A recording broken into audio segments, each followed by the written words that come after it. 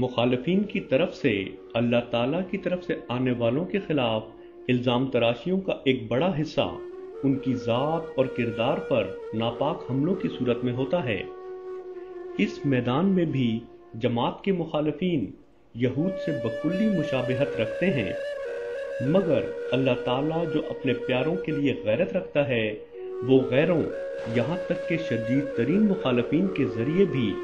اپنے پیاروں کے تقوی اور بلند روحانی مقام کی گواہیاں دلوا کر مخالفین کی ایسی تمام کوششوں کو خاک میں ملا دیتا ہے۔ چنانچہ پروفیسر مہدی حسن صاحب حکیم الامت جناب علامہ اقبال کی بانی جماعت احمدیہ سے متعلق ایک ایسی ہی گواہی کا ذکر کرتے ہوئے فرماتے ہیں، مرزا غلام احمد کے بارے میں انہوں نے یہ لکھا ہے ایک جگہ کہ اس دور، یہ 1898-99 کی بات ہے، کہ اس دور میں مرزا غلام احمد جس طرح اسلام کو سمجھے ہیں ایسا بہت کم لوگ سمجھے ہیں۔ اسی طرح جماعت کے ایک شدید معاند جناب ڈاکٹر اسرار احمد صاحب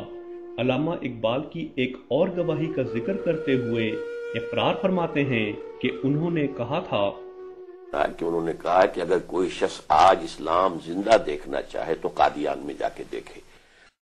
یہاں ہر ایک سعید فطرت انسان علامہ اقبال کی اس گواہی پر غور کر کے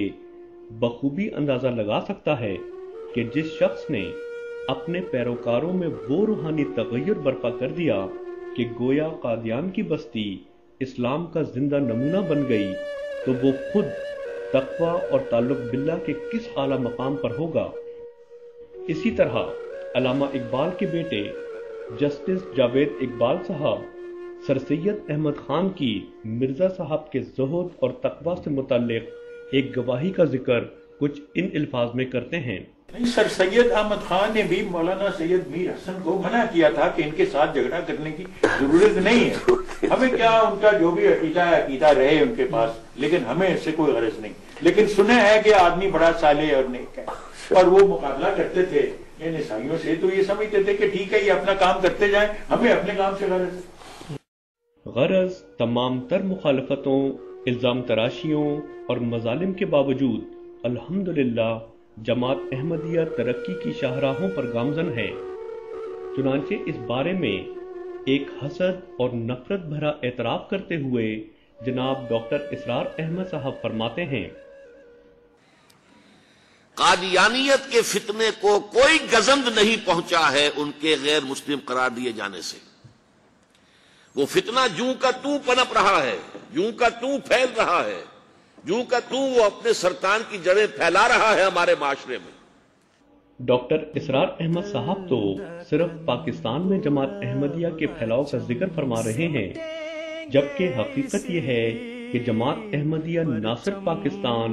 بلکہ دنیا بھر میں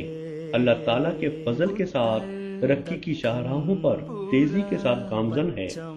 اور اب تک دنیا کے 188 ممالک میں قائم ہو چکی ہے۔ سن 2004 میں جماعت احمدیہ کے 5ویں خلیفہ حضرت مرزا مسرور احمد صاحب کے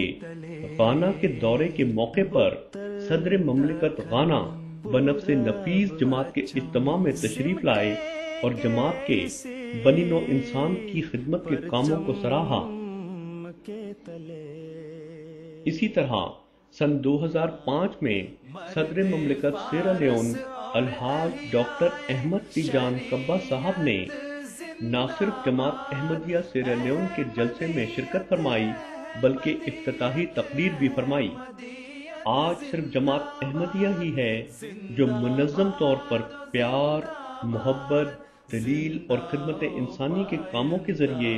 اسلام کے سلامتی اور امن کے پیغام کے لیے دلوں کو جیتنے کے مشن میں مصروف ہے۔ خادم دین متین و عاشق خیر الانام، وہ مسیح و مہدی دورہ محمد کا